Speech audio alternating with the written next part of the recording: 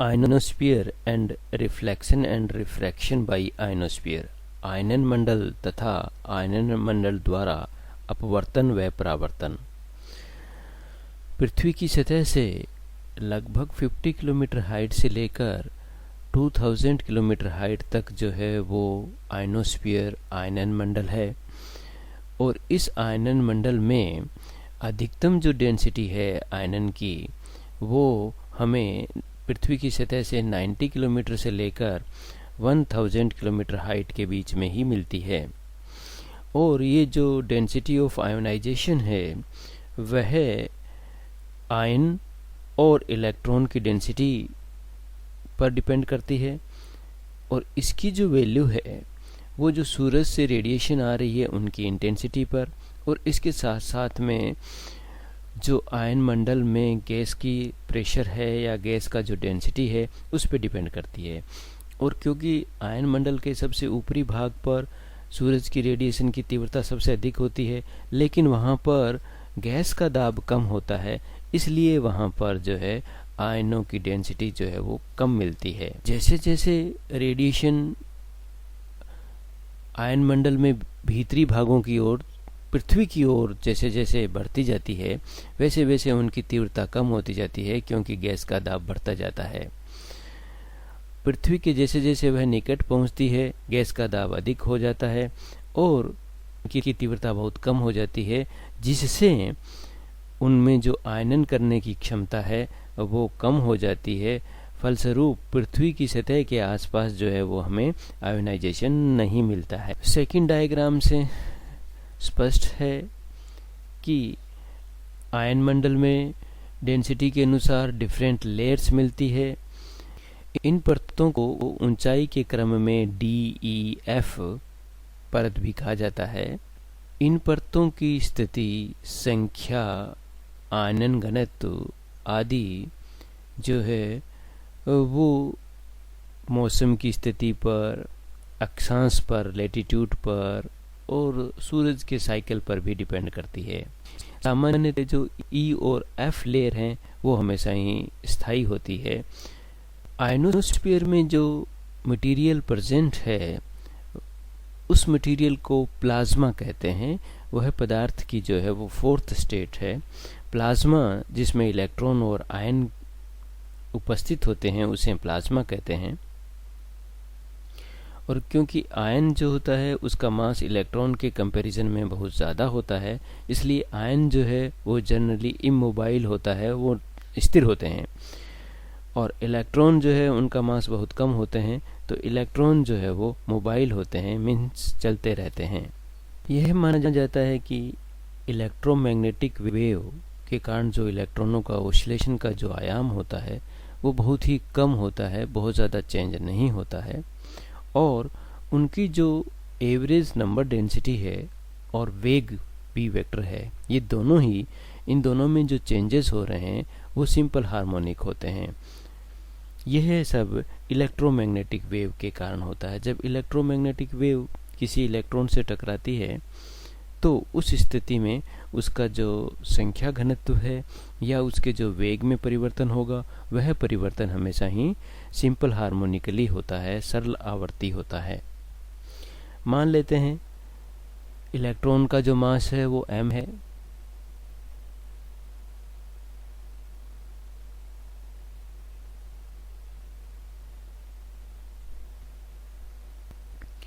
E electronic charge है।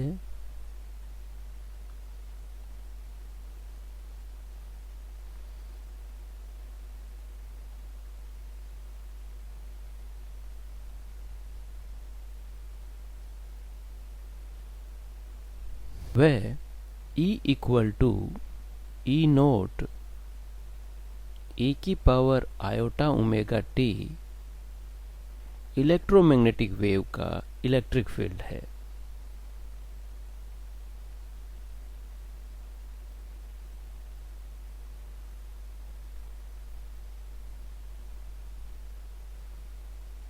किसी Q charge पर E इलेक्ट्रिक फील्ड लगाया जाता है तो उस पर फोर्स जो है वो F equal to Q into E होता है।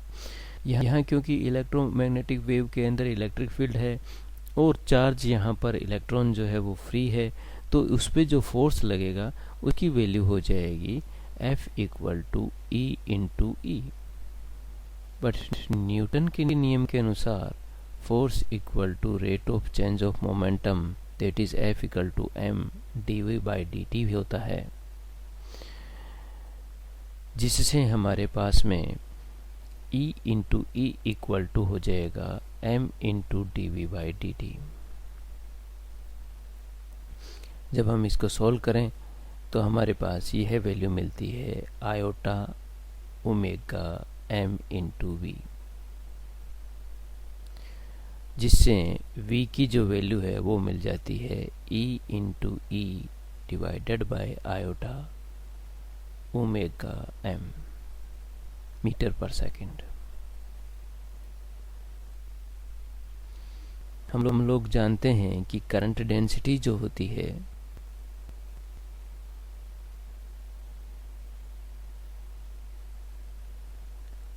J इक्वल टू NQVD, जहाँ N नंबर डेंसिटी है, Q चार्ज है, VD जो है वो वेलोसिटी है। इस स्थिति में current density J equal to होगा NE इंटू वी। V की वैल्यू पुट कर दें तो J की वैल्यू हो जाएगी NE E into E divided by iota omega m। Solve करने पर यह वैल्यू होगी NE square E divided by iota omega m ampere per metre square.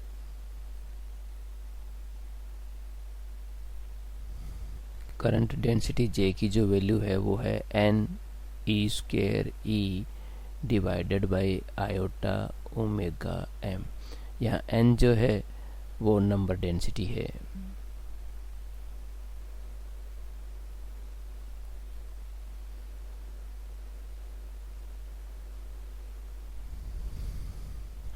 ये मूवेबल इलेक्ट्रॉन है, जब ये दूसरे आयनों या परमाणुओं से टकराते हैं तो इनकी एनर्जी में कुछ लॉस हो जाता है, लेकिन क्योंकि इनकी जो है वो फ्रीक्वेंसी बहुत ही कम है, इसलिए ये जो एनर्जी में लॉस है इसे नेग्लिजिबल माना जा सकता है। मैक्सवेल की इक्वेशन से, मैक्सवेल की जो फोर्थ इक्वेशन है उससे हम लोग जानते हैं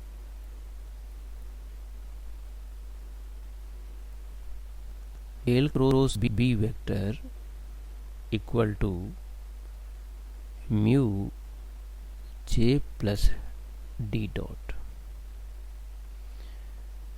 यह मैक्सवेल की जो है वो फोर्थ इक्वेशन है। इसे curl H equal to J plus D dot भी लिखा जा सकता है और J plus epsilon not e dot, क्योंकि D यहाँ पर डिस्प्लेसमेंट वेक्टर है।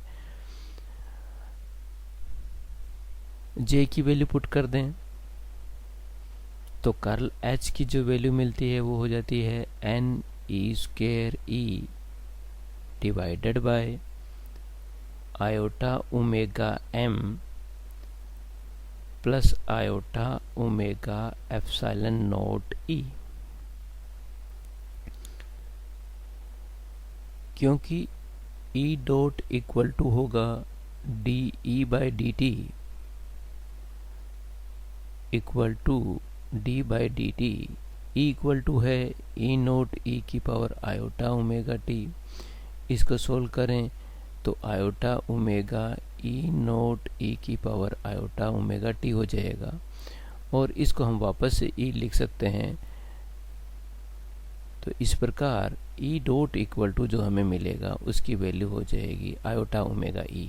इसलिए इस E डॉट की जगह जो है हमने यहाँ आयोटा ओमेगा रखा है। इसको री अरेंज करने पर iota omega epsilon not E minus iota से ऊपर नीचे मल्टीप्लाई करने पर minus iota n E square e divided by omega m. इस पूरी इक्वेशन में से आयोटा ओमेगा एप्सिलॉन नॉट यदि हम इसमें से कॉमन ले लें ई के साथ तो 1 माइनस एन ई स्क्वायर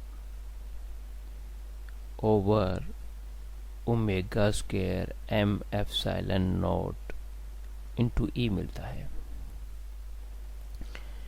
इसे आयोटा ओमेगा एप्सिलॉन ई कहा जा सकता है। यह कर्ल एच की वैल्यू है। यहाँ जो एप्सिलॉन है वह है epsilon not 1 minus N E square upon omega square M epsilon not के इक्वल है। इस प्रकार हम कह सकते हैं कि आयनोस्फीयर में जो प्लाज्मा है, मीन्स जो आयंस और इलेक्ट्रॉन्स हैं, वो एक डाइलेक्ट्रिक मीडियम की तरह बिहेव कर रहा है और इस डाइलेक्ट्रिक मीडियम की जो विद्युतशीलता है, डाइलेक्ट्रिक कांस्टेंट है, वह डिपेंड करता है इलेक्ट्रॉनों की संख्या पर, या इलेक्ट्रॉनों की संख्या घनत्व जिसे कहते हैं एन पे डिपेंड कर रहा है, और इसके साथ साथ यह ओमेगा पर भी डिपेंड करता है। और एप्सिलॉन इक्वल टू हो जाता है epsilon not into 1 minus N E square divided by omega square M epsilon not से एप्सिलॉन आर इक्वल टू हो जाएगा epsilon divided by epsilon not equal to 1 minus N E square divided by omega square M epsilon not. इस प्रकार electromagnetic wave के लिए जो ion मंडल है उसका रिफ्रैक्टिव इंडेक्स अपवर्तनांक जो होगा उसकी वैल्यू हो जाएगी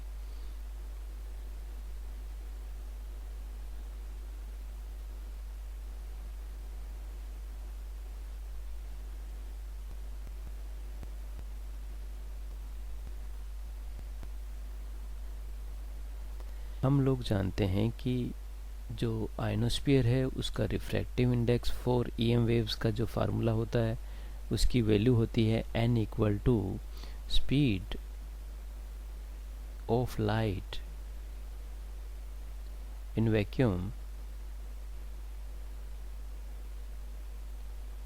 divided by speed of light in medium. और क्योंकि speed of light in vacuum जो है उसका जो फार्मूला है वो होता है 1 डिवाइडेड बाय रूट में म्यू नोट एप्सिलॉन नोट, और मीडियम के अंदर तो स्पीड ऑफ लाइट होती है उसका फार्मूला होता है 1 divided by root mu epsilon. ये दोनों ही मीडियम के लिए पैरामीटर्स हैं। C और V की वैल्यू पुट कर दें और इसको सॉल्व करें, तुम्हारे पास वैल्यू मिलती है mu epsilon divided by mu not epsilon not under root whole equal to mu by mu not under root में, इसी प्रकार अंडर रूट के अंदर epsilon by epsilon not. Mu by mu not जो है वो म्यू आर के equal होता है और इसी प्रकार एप्सिलॉन बाई एप्सिलॉन नॉट जो है वो एप्सिलॉन आर के इक्वल होता है। और क्योंकि इलेक्ट्रॉन की जो प्रेजेंस में चुंबकीय पारगम्यता है that is mu equal to mu not ही होता है, या हम कह सकते हैं कि म्यू आर की जो वैल्यू है वो 1 होती है, तो इस सिचुएशन में जो आयन मंडल का रिफ्रैक्टिव इंडेक्स हो जाएगा n की जो वैल्यू होगी वो हो जाएगी under root of epsilon r. Epsilon r की वैल्यू हम पुट कर दें इक्वेशन नंबर 4 है, तो रिफ्रैक्टिव इंडेक्स की जो वैल्यू हमें मिलेगी वो हो जाएगी root of 1 minus N e square whole divided by omega square m epsilon not. यह आयन मंडल का जो है वो रिफ्रैक्टिव इंडेक्स हो गया। E equal to electronic charge है 1.6 इंटू 10⁻⁻19 कूलाम होता है। m जो मास ऑफ इलेक्ट्रॉन है जो कि 9.1 इंटू 10⁻31 किलोग्राम होता है। एप्सिलॉन नोट जो है वो 8.85 इंटू 10⁻12 फेरेड पर मीटर होता है।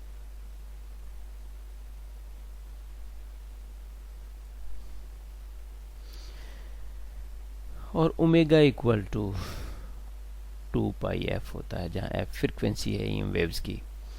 ये सारी वैल्यू पुट कर दें तो एन की जो वैल्यू मिलती है वो हो जाती है 1 minus 81 n divided by f square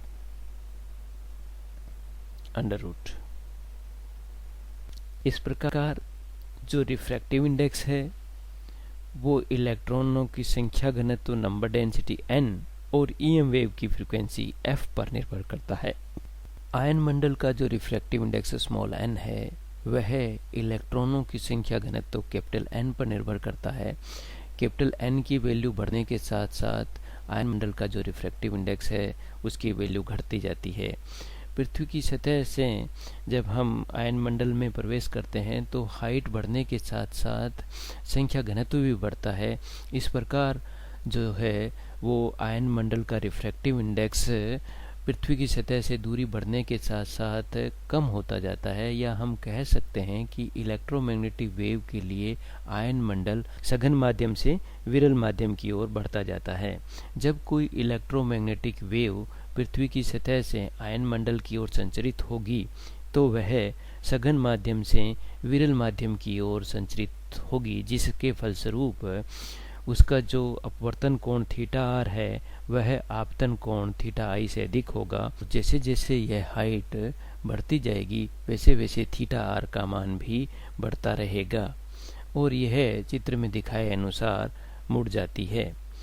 और स्नेल के नियम से हम लोग जानते हैं कि जो अपवर्तनांक n है वह sine theta I divided by sine theta r के इक्वल होता है।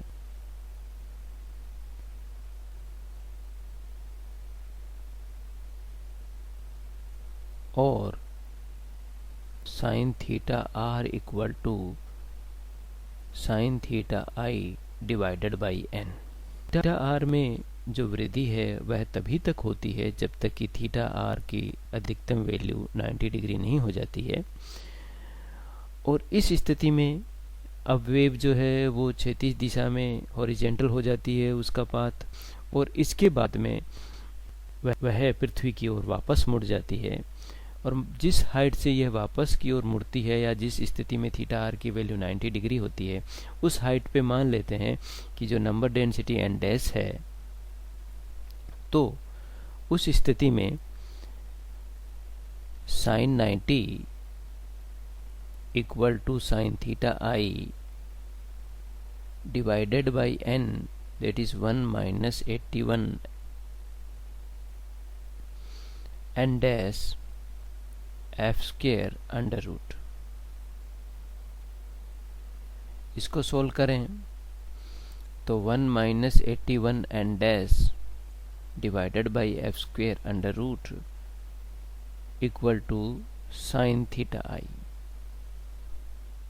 इसको सोल्व करने के लिए दोनों तरफ स्क्वायर करते हैं तो 1 minus 81 N dash F square equal to sine square theta I, और 81 N dash divided by F square equal to 1 minus sine square theta आई।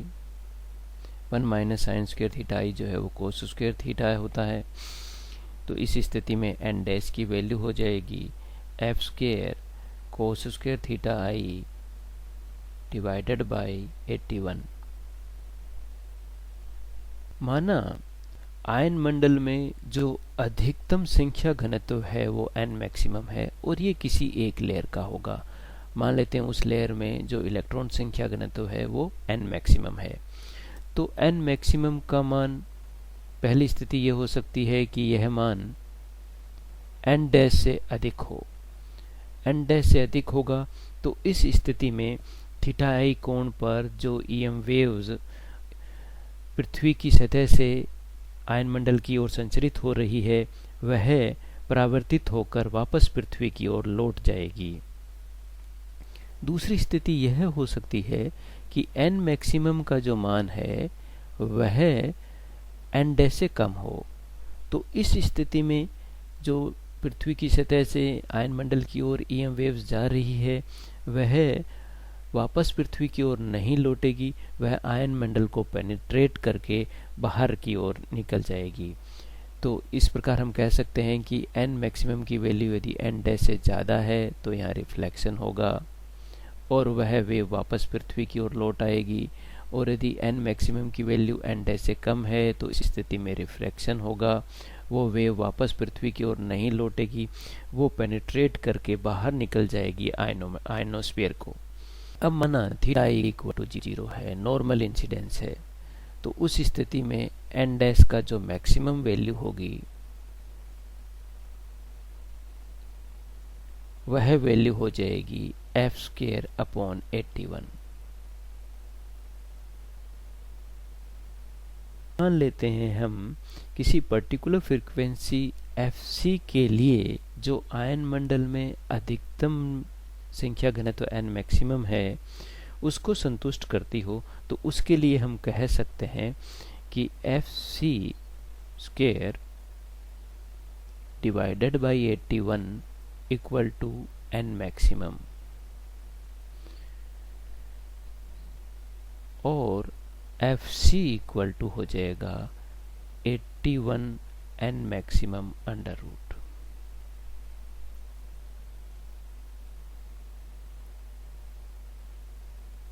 इस प्रकार हम कह सकते हैं यदि f is less than fc तो इस स्थिति में ईएम वेव परावर्तित होकर आयन मंडल से वापस पृथ्वी की ओर लौट आएगी, और यदि fc की जो वैल्यू है वो f से कम है तो उस स्थिति में ईएम वेव्स जो है वो वापस पृथ्वी की ओर नहीं लौटेगी, वह आयन मंडल को पेनिट्रेट करके उससे बाहर की ओर निकल जाएगी। यदि हम पर्टिकुलर एंगल थीटा आई के लिए हम सोल्व करें तो ईएम वेव की जो हमें मैक्सिमम फ्रीक्वेंसी मिलती है वो होती है √81 n maximum divided by cos² theta i equal to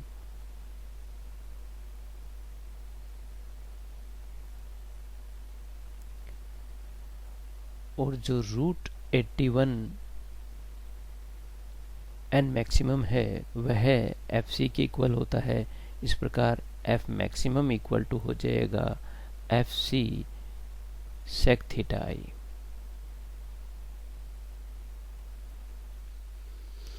इस f मैक्सिमम फ्रीक्वेंसी को मैक्सिमम यूजेबल फ्रीक्वेंसी भी कहते हैं।